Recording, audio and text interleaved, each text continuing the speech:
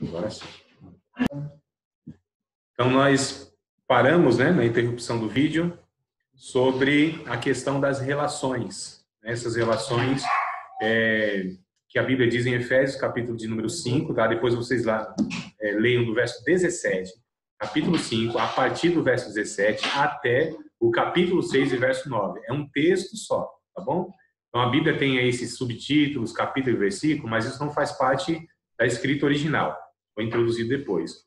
Ou seja, quando a gente muitas vezes interrompe, né, por essa numeração, por essa divisão, a gente perde a mensagem que foi escrita. A fala de Paulo é uma só, que vai do capítulo 5, verso 17, até o capítulo 6, verso 9.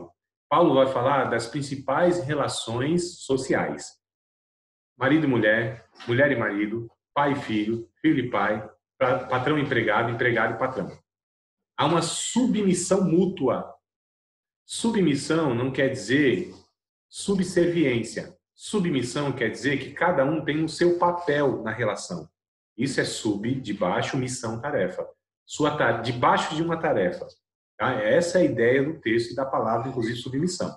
Submissão não é que um manda e o outro obedece. Isso é subserviência, isso é opressão relacional. Então, o marido que pensa que é cabeça para mandar é um cabeçudo. Tá certo? É um cabeçudo. O marido, como líder, na verdade, a Bíblia traz a ideia de líder como aquele que serve, aquele que se doa, aquele que, inclusive, renuncia mais. Então, aprenda já os maridos e os meninos, né, futuros chefes de família, que terão que ser como Cristo, que é o texto diz. Dá a sua vida pela mulher como Cristo deu pela igreja, alimentando-a, cuidando dela, se sacrificando por ela, né? Alimentando, está fazendo bem. Então, assim, essa é a ideia, porque a Bíblia diz, assim como Cristo amou a igreja, vós, maridos, amai as vossas mulheres, e as mulheres também, como a igreja se submete, né, e reverencia o marido, respeita o marido, honra o marido, reconhece essa liderança e respeita o marido, assim como a igreja faz a Cristo, de uma forma voluntária e com gratidão, também a mulher deve fazer. E os pais não devem desanimar os seus filhos. A gente já está no capítulo de número 6, verso lá do número 3, mais ou menos, né? Efésios 6 e 3, aproximadamente. Então, vós, pais, não suscite a ira dos vossos filhos. Não desanime os vossos filhos a ponto deles desanimarem da vida, desmaiarem, né? O texto diz lá. Então, assim, os pais muitas vezes põem cargas pesadas demais nos filhos, exigem muito dos filhos, além do que é adequado para aquela faixa etária, para aquele momento. Então, eles também não estão sendo submissos, ou seja, não estão debaixo da sua tarefa como pais. E aí os filhos devem honrar os seus pais, obedecer aos seus pais. E aí empregado e patrão também é a mesma coisa, a relação, né? Eu não quero entrar muito nos detalhes, mas a questão é, esses relacionamentos têm que ser saudáveis. E eles só serão saudáveis quando nós compreendemos esses valores, temos essa clareza do que a Bíblia ensina, né?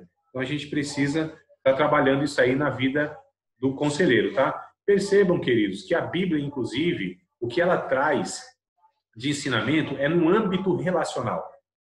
Tá? Tudo é executável, é exequível, tudo é aplicado no chão de fábrica da vida. Então a Bíblia não tem teorias, né, que não se aplique à vida. A Bíblia é mais prática do que muitas pessoas pensam. Ela funciona na vida no sentido de que se vivermos com os ensinamentos da Bíblia, pode ter certeza, viveremos de uma maneira mais leve, mais harmônica, né, de uma maneira, apesar das limitações que nós temos pelos pecados, pelas nossas limitações, enfim, nós viveremos de uma maneira mais adequada. Quem sabe viveremos naquela promessa que Jesus disse, se crê em mim, viverão com vida abundante. E a gente percebe que, embora nós estamos aí muito tempo na igreja, mas vida abundante, me parece que é meio difícil a gente alcançar isso, parece que isso não existe, parece que Jesus ali deu uma ludibriada, né? Deu assim uma enganada, vida abundante, vida que transborda, é tanta vida que não cabe em mim, passa para os outros, que vida é essa que eu não experimentei, mesmo estando 218 anos na igreja? Né? Mesmo todo esse tempo, mesmo conhecendo a Bíblia. Por quê? Alguma coisa tem que a gente precisa identificar. Então, por que cristãos, eles vivem tão mal e às vezes pior daqueles que não são? Porque na naturalidade das coisas, nós devemos compreender a vida melhor, né?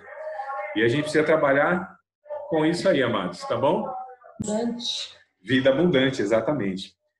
Nós precisamos também, amadas, olhe para cá, ó, olhe para cá, isso. Chegou até uma aluna mirim ali, ó.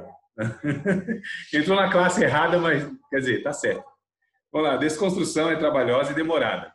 Para a gente desconstruir isso, nós estamos lidando com pessoas que muitas vezes acreditaram naquilo a vida toda. Imagina só, você falar para a pessoa assim, olha, na verdade, você tem esses 40 anos, mas nesses 40 anos, como você pensou, está errado. Não é assim.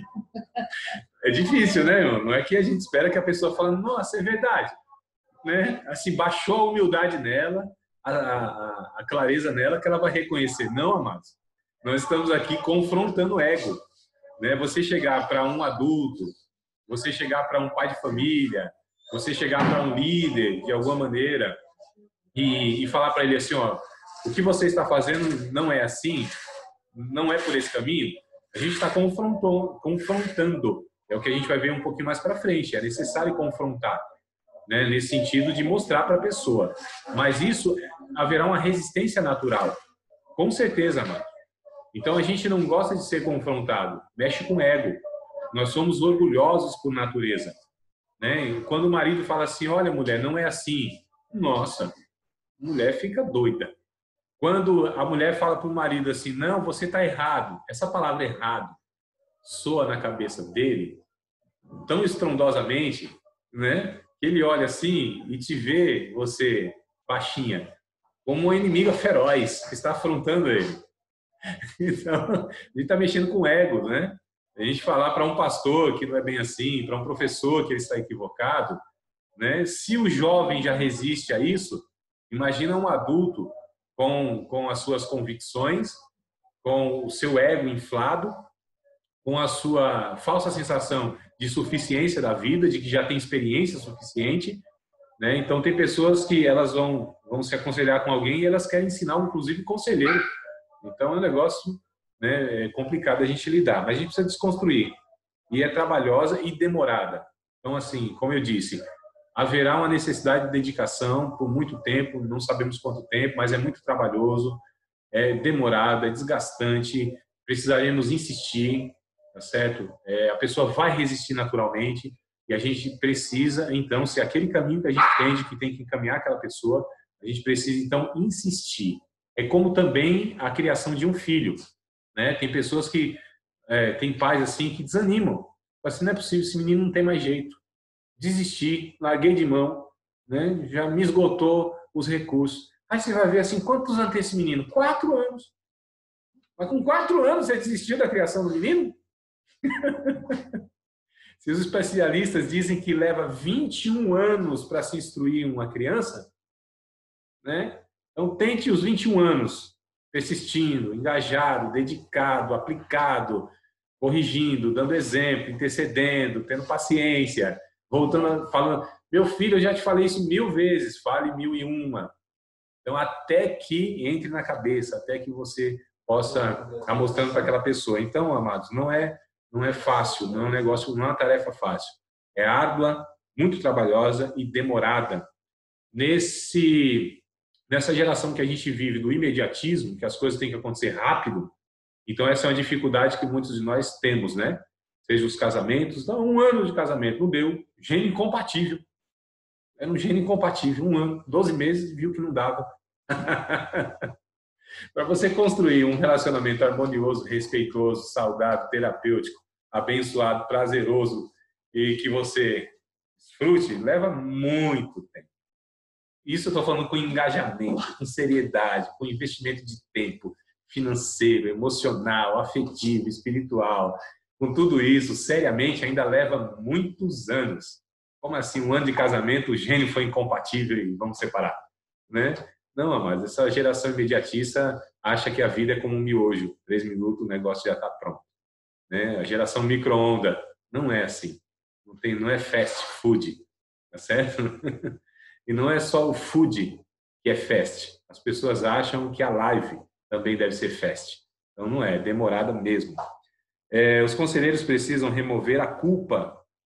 Eu quero entrar aqui nesse ponto. Precisam remover a culpa, a vergonha e as mentiras que definem suposições funcionais. Então, isso é muito importante. Uma infância traumática pode prejudicar a vida de um adulto nas percepções. Então, dependendo, se quiser contribuir, venha para cá. Dependendo desses traumas da infância, essas pessoas elas carregarão por toda a sua vida uma carga de culpa e muitas vezes ela sempre pensará que ela é culpada de tudo que ela vive, né? E nem sempre é. Pode ser que sim, pode ser que não. Mas a gente precisa remover, então, culpa em relação aos outros. Isso muitas vezes é um reflexo da má compreensão. Por exemplo, tem pessoas que elas não se perdoam. Deus perdoou, elas não se perdoam. Eu fico pensando, se Deus foi o ofendido, se Deus é infinitamente mais santo do que essa pessoa, ele já perdoou, como nós podemos ser mais justos, mais santos, né, do que Deus, que não perdoamos? Então, há alguma coisa muito errada nisso. É não compreender o poder do perdão, né? E o que é necessário, então, para que essa culpa ela seja removida de nós. O que é necessário? Reconhecimento, confissão, né? Tentativa de reparar, às vezes será possível, às vezes não. De repente, a pessoa carrega uma culpa de uma pessoa que já morreu, e não tem mais contato, como que vai resolver isso? Então, isso é resolvido dentro de nós, diante de Deus. E a gente precisa aplicar o Evangelho. A mensagem do Evangelho, que é uma mensagem onde remove a culpa, né? Não as consequências, não a gravidade do erro, mas essa culpa Jesus já levou na cruz do Calvário. Jesus já assumiu a culpa da pessoa, né? O poder danoso do pecado opressor, que traz a culpa danosa, já foi removido por Cristo. Então, essa pessoa ser ministrada para ser perdoada por Deus. E o perdão não é um sentimento que nós temos. O perdão é uma convicção no Evangelho. Primeira carta de João, parece que é o capítulo 3 e verso de número 20. Deixa eu conferir aqui. Primeira carta de João no Evangelho. Primeira carta, capítulo de número 3. Deixa eu ver se é isso mesmo. Versículo de número 20. 20, é isso mesmo. 1 João 3 e 20. Tem pessoas que elas falam, não, eu não me perdoo. Eu não sinto que fui perdoado por Deus. Então, os sentimentos, eles não devem reger as nossas vidas. O coração é enganoso, o sentimento nos trai. Né? O sentimento, de fato, eles não devem ser definidores da nossa vida. Os sentimentos, eles são indomáveis, incontroláveis, no sentido de que eles vêm mesmo, invadem o nosso coração e nossa mente. Nós não podemos evitar que um passarinho ele sobrevoe sobre a nossa cabeça. A gente pode evitar que ele faça um ninho, como disse o Martinho Lutero. Então, assim, os sentimentos vêm de raiva, de ira, né? Nós podemos controlá-lo, mas evitar que ele venha, nós não evitamos. Eu gostaria muito de evitar alguns pensamentos e alguns desejos que assaltam o meu coração e minha mente, mas não consigo fazer isso. Eu não encontrei ainda esse bloqueio, né? Esse firewall, esse antivírus aí para que não entrasse, mas entra. E aí diz o texto aqui de 1 João 3 e 20, sabendo que se o nosso coração nos condena, maior é Deus do que o nosso coração e conhece todas as coisas. Veja que coisa interessante. Amados, se o nosso coração, verso 21, se o nosso coração nos não condena, temos confiança para com Deus. Então, se o teu coração te condena, maior é Deus do que o teu coração. Se há um sentimento de culpa no teu coração, maior é Deus, tá certo? Do que esse sentimento de culpa. Então, nós devemos nos perdoar. A gente deve superar, então, as culpas que, muitas vezes, elas estão no nosso coração, devido, inclusive, a traumas e uma série de coisas. Então, a gente precisa remover isso. Essas mentiras, né? Que definem essas suposições funcionais. Quer acrescentar alguma coisa? Não, daqui a pouco eu falo. Tá bom. Daqui a pouco a Vivi, então, entra aqui com algum incremento. Deve-se oferecer uma nova moldura de vida à pessoa sob a perspectiva de Deus. Então, queridos, o que a gente precisa, na verdade, é remodular ou oferecer uma nova moldura. O que eu quero dizer com oferecer nova moldura à pessoa, né? É que ela enquadre a sua vida de uma outra forma. É que ela reorganize a sua vida com a outra moldura mesmo. Aqui é um quadro, né? Onde tem a sua moldura. Então você ali enquadra a sua vida, você toma outro molde, outros moldes para a sua vida. É reorganizar essa vida a partir de uma nova proposta, ou de uma proposta bíblica. Ou seja, cada um vai ter que identificar, cada um conselheiro vai ter que identificar qual é a moldura que vai ser colocada na vida dessa pessoa, o que ela vai ter que ser enquadrada, né, entre aspas aí. A gente deve oferecer uma nova moldura, uma nova forma de viver, certo? As pessoas, elas precisam entender que se a vida dela está quebrada, ela precisa, então ela não pode repetir os mesmos erros, não pode voltar e ter a mesma vida, né? Então, isso muitas vezes vai custar tudo aquilo, de repente, que ela construiu. Agora é preciso essa pessoa entender e vale a pena então preservar aquilo, mesmo com a sua vida quebrada, né? Ou ela está disposta de fato e entende que muitas vezes vai ter que renunciar a um monte de coisa, né? Bens inclusive, coisas que lhe custou o esforço, mas em detrimento da vida. Então a gente precisa oferecer uma nova moldura, nova forma de viver, e aí a gente precisa propor para a pessoa, indicar para a pessoa, tá certo? Sempre ela que vai ter que decidir isso. Nós jamais poderemos dizer para a pessoa faça isso ou faça aquilo. Jamais. Porque quando eu digo para uma pessoa fazer aquilo e aquilo não deu certo, o responsável sou eu, tá certo? Porque dei a ordem de comando. Agora, se eu, junto com essa pessoa, construo aquele caminho, proponho e mostro os dois caminhos e deixo ela escolher, então a decisão é dela, não é? Então eu não posso decidir por ninguém, amados. Não posso decidir por absolutamente ninguém, tá? Tem pessoas que elas acham e elas gostam então, de dar ordem de comando, de mandar. As pessoas não têm noção do que elas estão fazendo. Porque se eu falo para a pessoa faz isso e deu errado, sou eu que falei para ela fazer aquilo. Então eu sou responsável, né? Mas nós propomos, mostramos o ônus e o bônus, o que pode ser e o que não pode ser. E essa pessoa então vai escolher, como Deus faz, inclusive. Eu estou aqui pegando um pensamento que eu acredito que é o próprio Deus que faz isso. Deus não manda, Deus não dá ordens. Deus propõe, Deus expõe e propõe, nunca impõe. Então a imposição é do diabo. A imposição é humana, tirânica. Deus não manda, embora ele seja soberano e ele tenha esse poder, mas Deus não se relaciona com as suas criaturas como um tirano ou como um soberano que manda. Ele propõe, olha, eu ponho diante de vocês a bênção e a maldição. A morte e a vida. Eu sugiro que vocês escolham a vida. Olha como Deus é interessante, né? Olha como ele é educado. Olha como ele é gentil. Ele fala, está aqui a morte, está aqui a vida. Eu proponho para vocês a vida. Eu sugiro a vida. Se vocês entendem que eu manjo mais ou menos da vida, então vai por mim. Como se Deus, né, estivesse assim, fazendo isso. Então ele propõe e expõe. Nunca impõe. Nós devemos fazer a mesma coisa. Propor e expor. Nunca impor. Tá certo? Em nenhum relacionamento isso é bom. Então a gente precisa descobrir dinâmicas subjacentes. Na verdade, amados, eu não sei se eu vou continuar aqui ou se eu deixo esses pontos para depois. Vocês não querem falar alguma coisa dos pontos que eu tratei aqui? Vivi, se quiser, venha. Agora é a hora. Agora é a oportunidade. 5 minutos para dar um beijo na flor. O microfone está na mão de vocês. Deixa eu coisar aqui. Coisa boa. Senhor, Deus abençoe a todas. Eu queria só falar da parte que o André trouxe aqui, a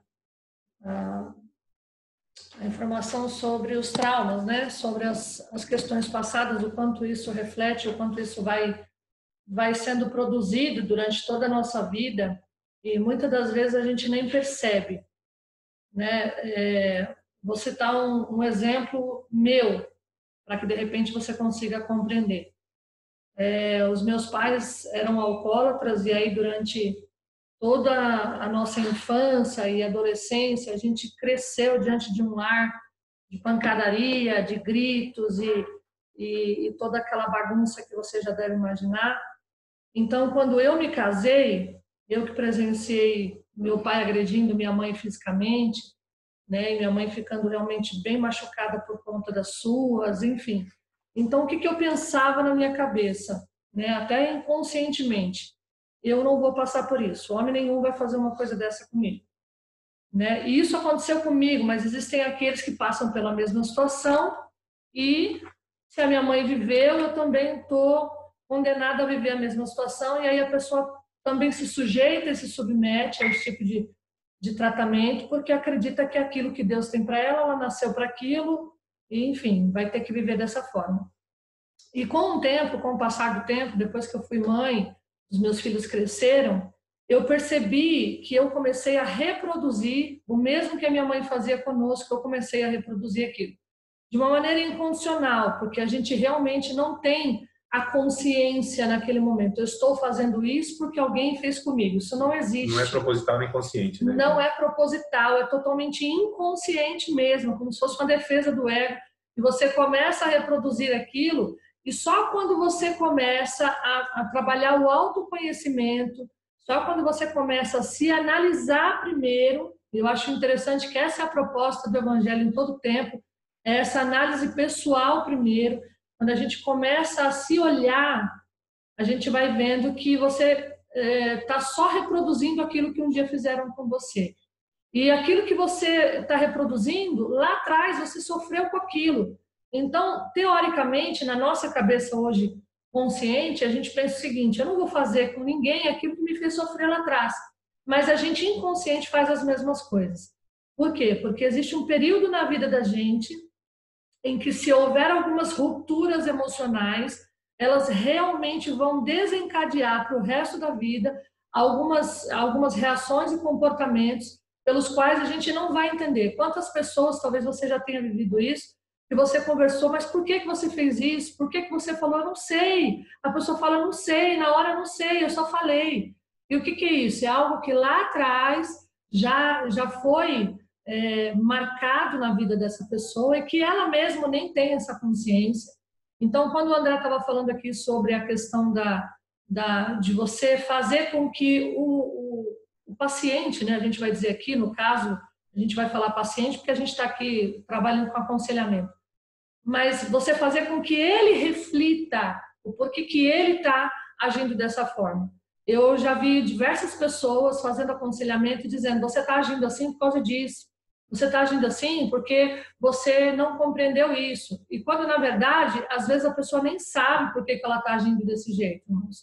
Entende? Então, isso realmente demanda tempo, tem que trabalhar.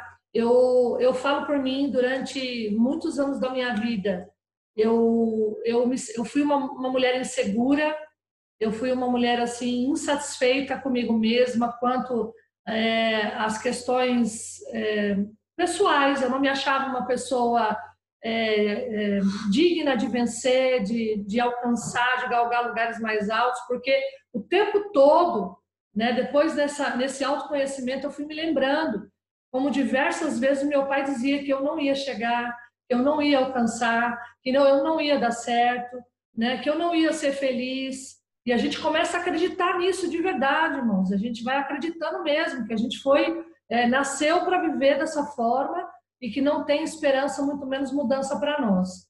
Então, para a gente ter esse olhar, né, que às vezes isso acontece dentro da nossa casa e a gente não consegue ter esse olhar.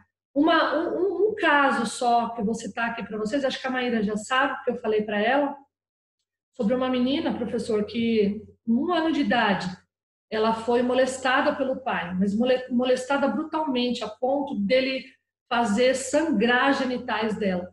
E durante 6 meses isso aconteceu diariamente, e ele não dava comida, a mãe tinha morrido, a menina foi extremamente judiada. E com 3, 4 anos de idade, ela começou a ter reações, né, também mexendo nas genitais do irmão que era bebê, e beliscando, e batendo, e esmurrando aquela criança, porque na cabeça dela, ela queria machucar.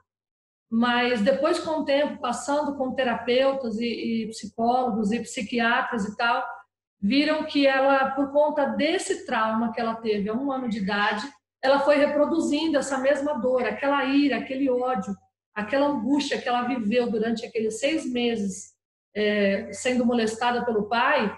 Ela queria dispensar aquilo em alguém, né? E às vezes é isso. Eu costumo dizer que as pessoas só dão aquilo que têm. Às vezes são pessoas amargas pessoas insatisfeitas, pessoas realmente angustiadas, nada tá bom, nada que você faz agrada. Por quê? Porque é isso que ela tem, é assim que ela se sente, então é isso que ela vai dar.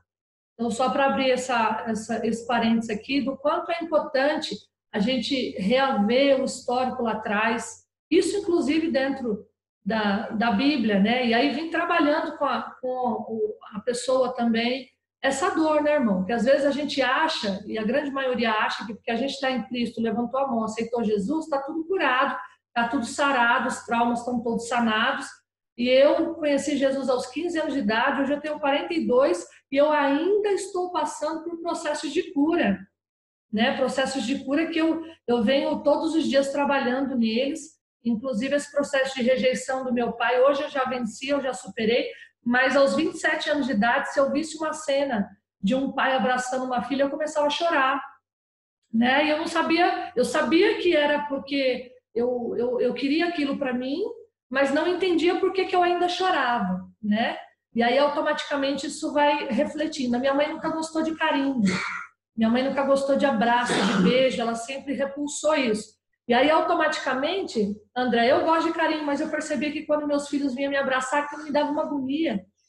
Porque remetia à figura da mãe, né? Todas as vezes o momento em que eu fazia isso pela minha mãe, ela, entendeu? Repulsava da mesma forma. Então perceba, irmãos, como é muito mais complexo do que a gente imagina, né? Quando a gente vai voltando, retrocedendo aí as fases da vida, a gente vê que é muito mais complexo. Então, só quero deixar essa dica para você. Quando você for conversar com alguém, olhe com um olhar mais amoroso, um olhar mais cauteloso, um olhar mais cuidadoso.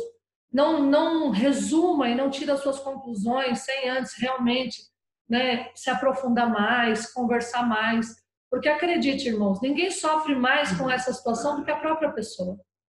Né? A gente sofre, nós que estamos presenciando a situação, a gente é o que sofre mais. Né? Então a Maíra sabe que ela tem uma situação aí que eu sempre converso com ela e eu falo para ela, é isso, é esse olhar que você tem que ter de amor, esse cuidado, para que você consiga, através do Espírito Santo também, trazer à luz, né? Aquilo que só na oração, irmãos, e só assim superficialmente não é mostrado. Não basta, né? Não basta. Pegando esse exemplo que a Viane falou, você vê, um bebê não tem a consciência, né? De absorver, assimilar, ponderar, enfim, não tem. Mas no relato aqui da Vivi, você percebe a reação, né, que há dessa criança inconsciente.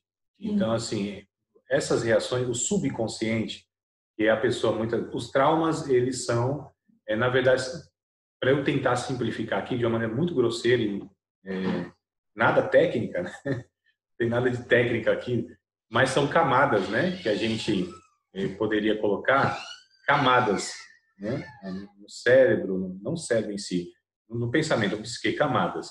E o subconsciente fica soterrado. Então, coisas vão cobrindo. Então, aquilo não é percebido, não é visto, não é sabido mesmo. São coisas enterradas, né, como se fossem camadas mesmo, né? Terras aqui a gente imagina camadas de terra. Na psicologia a gente chama de iceberg. Você olha o iceberg, tudo que está para dentro da água... É a ponta, né? Só mostra a ponta. A ponta é o consciente. Mas o meio entre a parte de cima e a de baixo, o raso da água, é o subconsciente. É aquilo que a gente, se buscar lá na memória, ainda traz. Mas tudo que está dentro da água, lá na profundidade do mar, é o inconsciente. Que a gente não vai lembrar, a gente não vai saber, mas está ali. Os traumas, eles são, a gente poderia entender o trauma de que forma? Quando a pessoa vive um momento e aquele momento ele traz uma emoção muito grande, aquilo como se fosse uma pancada que gruda, né? Porque o sentimento ele faz isso, ou a emoção em si. Isso fica escondido e soterrado e aquilo não é visto, tem que se cavar de fato. O que a gente tem falado aqui, na verdade, é o cavar. A gente precisa cavar, tirar essas terras, essas camadas que estão cobrindo o real motivo, né? E de fato do que está provocando aquela reação. Muitas vezes essa repetição, né, daquilo que a gente reprova, algo involuntário, algo que não é proposital, é de fato porque isso não foi nem descoberto e nem tratado, que está soterrado mesmo, que são os traumas, né? É aquilo no subconsciente. Então, como a Viviane disse, não é uma tarefa fácil.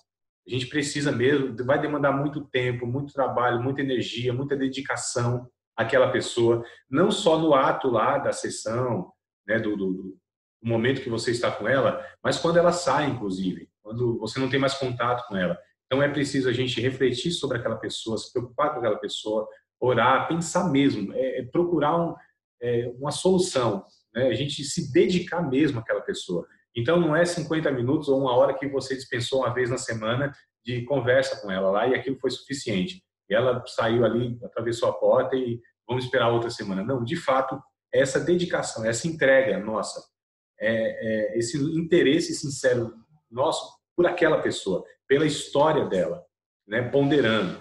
Então, quanto mais imparcial a gente for, melhor ainda, porque a gente está interessado no ser humano, tá certo? Independente do que aquela pessoa fez, a gente está interessado, como a Viviane disse, essa pessoa, ela é às vezes a opressora, mas ela também é oprimida. Às vezes é o algoz, mas também é a vítima, né? Então, ela também sofre. Às vezes ela faz a outra sofrer, mas porque também ela sofre. Eu não estou tentando justificar absolutamente nada, é só entender a complexidade disso tudo, né? Então, isso vai demandar muito, muito esforço, muita dedicação, muito tempo, muito desgaste. Infelizmente, as pessoas, né, não estão tão dispostas assim. Mas nós que se propomos a ajudar pessoas, a aconselhar pessoas, a gente precisa entender toda essa demanda aí, tá? E a gente vai continuar nessa toada aqui na aula que vem. Eu quero continuar aqui nessa toada mesmo, a gente pensando todas essas demandas, como que a gente pode, a partir dessas compreensões, trabalhar um caminho junto com essa pessoa. Vocês querem falar mais alguma coisa? Se quiser também. Não, você vê que desconstrói um pouco, né, amados, do que tudo é demônio, né? O povo fala isso, tudo é demônio. Se fosse, seria bom, né? Se fosse tudo demônio, a gente expulsava e estava tudo certo, irmão. Mas nem tudo é demônio, né? Muitas coisas têm a ver realmente, aliás, a maioria das coisas.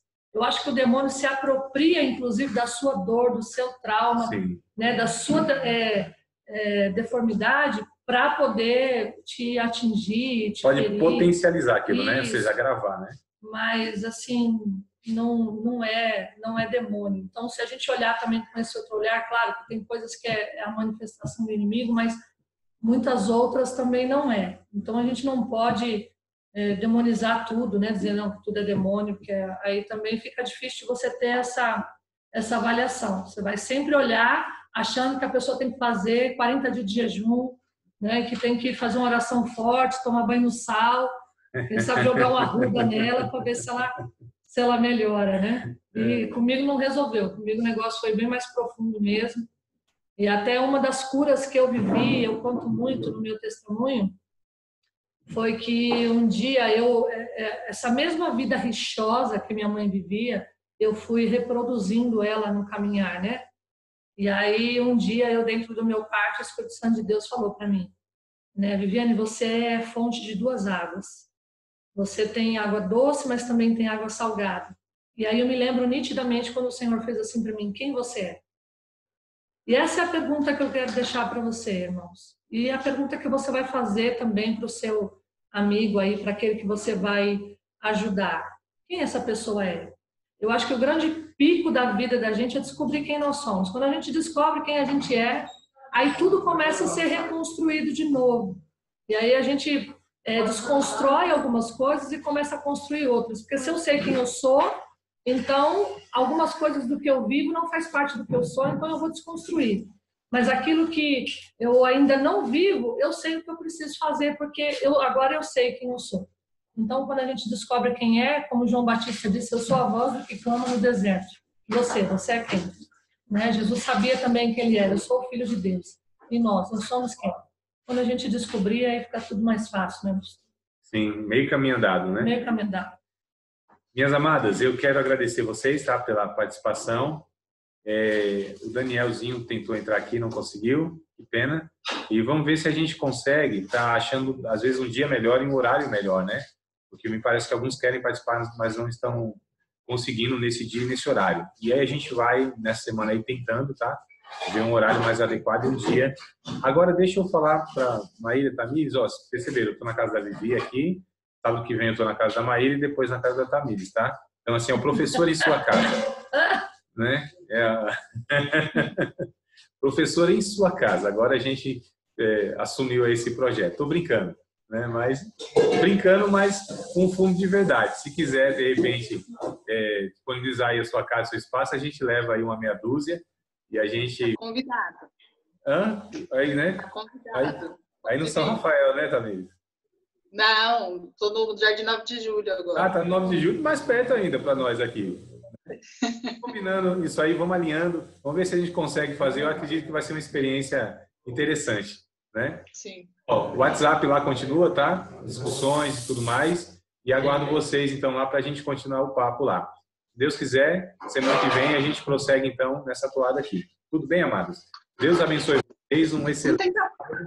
Vamos tentar fazer à noite? Tem sim. Então, Na sexta-feira, à noite, não sei, os irmãos. Vamos fazer o seguinte, eu vou entrar lá no WhatsApp. Eu acho que é mais fácil para todo mundo, né? Sim, aí eu vou ver. À noite, semana, sábado, a gente vai ver. Eu vou colocar algumas opções lá, vamos ver se a gente consegue. Nos outros dias também. Sim, alcançar. De repente, eu faço 2 dias, eu acho um pouco difícil eu fazer. De repente, um grupo um dia, outro grupo no outro, né? Mas vamos ver, vamos fazer as proposições lá no grupo. Então, vou colocar sexta-noite, 8 horas, quem pode? Esse. Ah, que bacana. Então, a gente vai ter lá tantos alunos. Então, a gente consegue fazer. Ah, não, fica melhor, vai quinta-feira, tal hora. Vamos fazer essa semana, vamos tentar organizar para quem sabe semana que vem a gente já ter aí um dia e um horário mais adequado. Mas dá sim, Tamires. Um dia à noite aí, tranquilo. Tá? Bora lá. Então, vocês respondam lá no grupo, para a gente saber e ter essa resposta de vocês. Mas dá sim. Vamos fazer em nome de Jesus, tá? Encontrar esse horário melhor aí, que eu gostaria que tivesse aqui a maioria dos alunos para... A proposta é essa, né? A gente interagir e tudo mais.